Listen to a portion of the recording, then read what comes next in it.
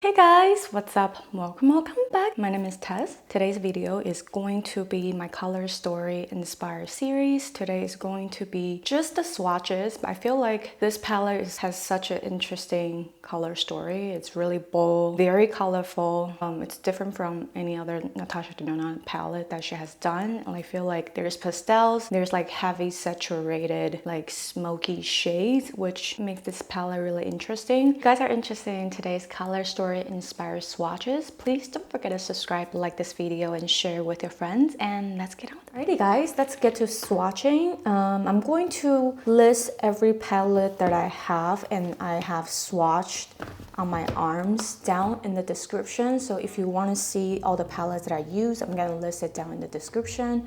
I normally include the swatches and then we move on to the tutorial, but I feel like it's going to be such a long video to swatch everything out, and plus I use so many palettes, it might be a little confusing for you guys. So I thought, why don't we swatch things out first and I'll do a follow-up tutorial or something. I want to get this video out for you guys so you guys can think about it, because $129 is a lot of money to spend, especially these days.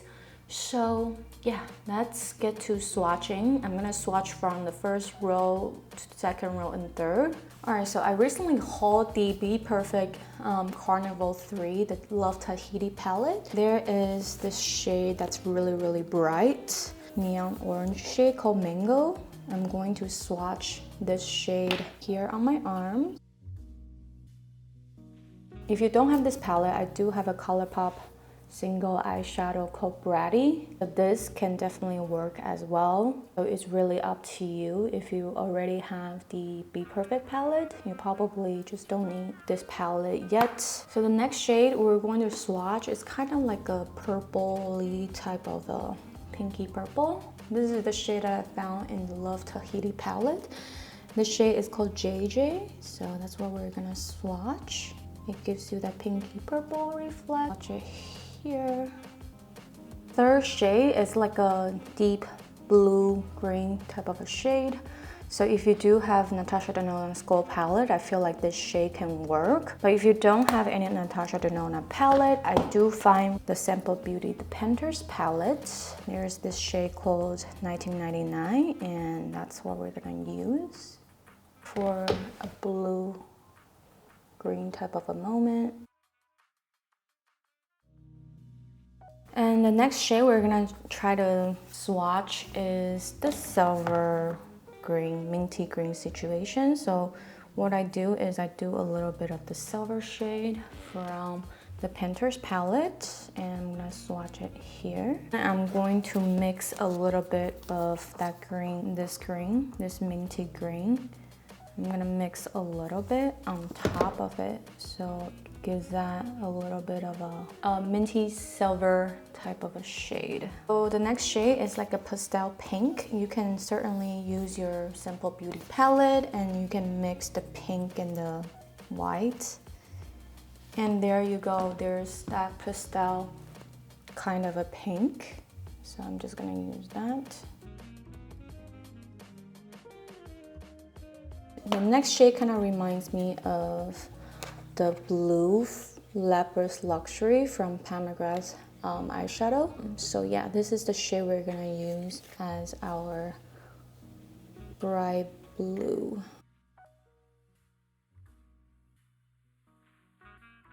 So the next shade we're going to swatch is kind of like an antique gold. So this shade in Pat's palette, I really love this gold. It's really flattering against my skin tone. So yeah, we're going to use this gold shade here.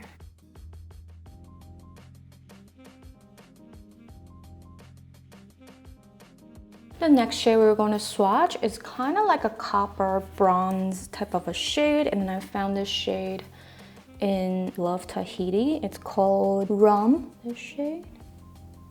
It's like a copper, penny copper type of a bronze, and we're gonna swatch it right here. Alright, so the next shade is actually a teal green type of a shade. I found ColourPop Super Shock Shadow left on thread. It's probably the only teal green blue that I have. So I'm just going to... Alright, the next shade that we are swatching is a matte Minty Green shade. The See You Never palette that's recently sent to me has a Minty Green, kind of like that. So, and we're going to swatch it. The next shade is a orange metallic shade, another ColourPop single eyeshadow in the shade Chauffeur. This is the only orange metallic that I have, and we're going to swatch her. All right, might not be as bright.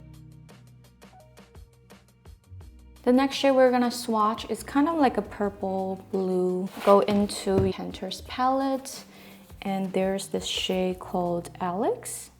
I feel like Alex can work, just wanna show you guys. So I'm gonna swatch. Okay, the next shade we're going to swatch is like a taupey silver, and I found one in my ColourPop BYOP. This shade is called Mr. Sandman. I'm gonna swatch it here. There's that taupe undertone. If you really want like that sparkle, I also found another shade in the Super Shock formula. This is the shade called Voila. You can just layer that on top for that extra silvery sparkle. Might not be too close, but you gotta utilize what you have. Purple metallic shade. I found one in ColourPop Super Shock Shadow. This is called Illusional. I thought this might be very close, so we're going to swatch Illusional. I'm gonna swatch it here. And this requires a little bit of a building, and that's fine. You can just lightly pat it and build it up. Final shade I found, this shade in Carnival 3 is this shade called Hibiscus. It is pretty close to that shade called Joker. It's that coral pinky type of a color, and I'm going to swatch it here.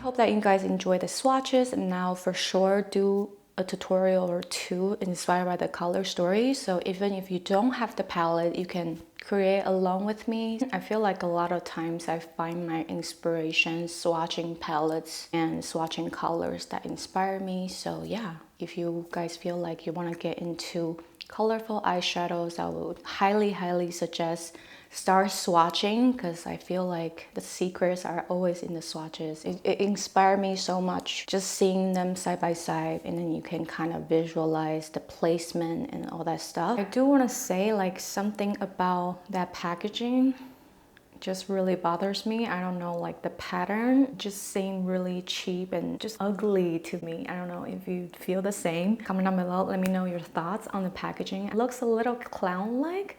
She said the palette is inspired by the characters of the circus. Also, the color layout is a little weird, a little funky, I feel. I do commend her for coming out with a colorful artistry palette. I don't feel like this palette is for the everyday consumer. Just I kind of feel like Natasha Denona to me is like Charlotte Tilbury. Just imagine Charlotte Tilbury put out something like that. She is gonna get hate for it, like trust and believe. I feel like, yeah, I'll commend her for coming out with something different. So that's a good thing, right? If you want to think about all her past releases, I don't know, it kind of didn't tickle my fantasy. It's all the same boring neutrals or cool tone neutral, everyday type of a palette.